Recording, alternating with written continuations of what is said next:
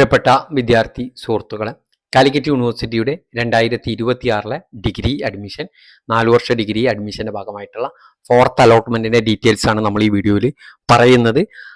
അബിദ് ടോക്സിന്റെ പുതിയ വീഡിയോയിലേക്ക് സ്വാഗതം. ഈ വീഡിയോ നിങ്ങൾക്ക് ഉപകാരപ്പെടുമെങ്കിൽ ഈ ചാനൽ ഒന്ന് സബ്സ്ക്രൈബ് ചെയ്യുക.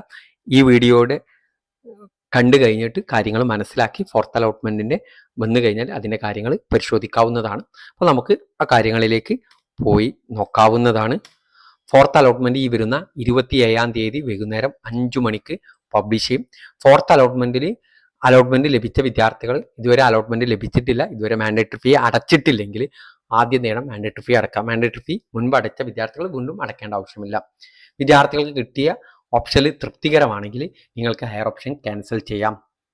എന്നിട്ട് എന്ത് ചെയ്യുക, കോളേജിൽ പോയിട്ട് പെർമനന്റ് അഡ്മിഷൻ എടുക്കാവുന്നതാണ്. അതുപോലെ തന്നെ നിങ്ങൾക്ക് കിട്ടിയ ഓപ്ഷനിൽ നിങ്ങൾ തൃപ്തികരമല്ല, നിങ്ങൾക്ക് കിട്ടിയ ഓപ്ഷന്റെ ഹയർ ഓപ്ഷൻ നിങ്ങൾക്ക് അടുത്ത അലോട്ട്മെന്റിൽ വേണമെന്നുണ്ടെങ്കിൽ ഹയർ ഓപ്ഷൻ നിലനിർത്തിക്കൊണ്ട് നിങ്ങൾക്ക് കോളേജിൽ പോയിട്ട് പെർമനന്റ് അഡ്മിഷൻ എടുക്കുക. പെർമനന്റ് അഡ്മിഷൻ ഈ 27-ാം തീയതി പബ്ലിഷ് ചെയ്താൽ 29-ാം തീയതി വൈകുന്നേരം 5 മണിക്കുള്ളിൽ എടുക്കേണ്ടതാണ്.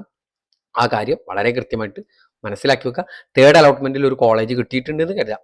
വിദ്യാർത്ഥിക്ക് ഫോർത്തിൽ ഒരു കോളേജ് കിട്ടിയാൽ തേർഡ് അലോട്ട്മെന്റിൽ കിട്ടിയ കോളേജിൽ നിന്നും TC വാങ്ങിയിട്ട് പുതിയ കോളേജിൽ പോയിട്ട് അഡ്മിഷൻ എടുക്കണം.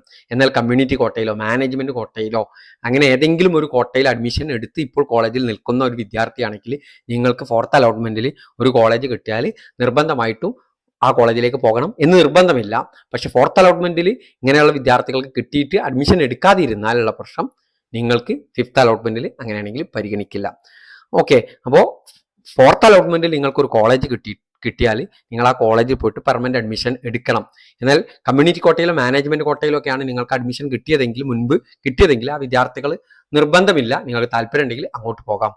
ഓക്കെ, ഈ കാര്യമാണ് ഇവിടുന്ന് മനസ്സിലാക്കേണ്ടത്. ബാക്കി അലോട്ട്മെന്റ് വന്നു കഴിഞ്ഞാൽ ബാക്കി ഡീറ്റെയിൽസ് നിങ്ങളുമായി പങ്കുവെക്കുന്നതാണ്. Okay, thank you.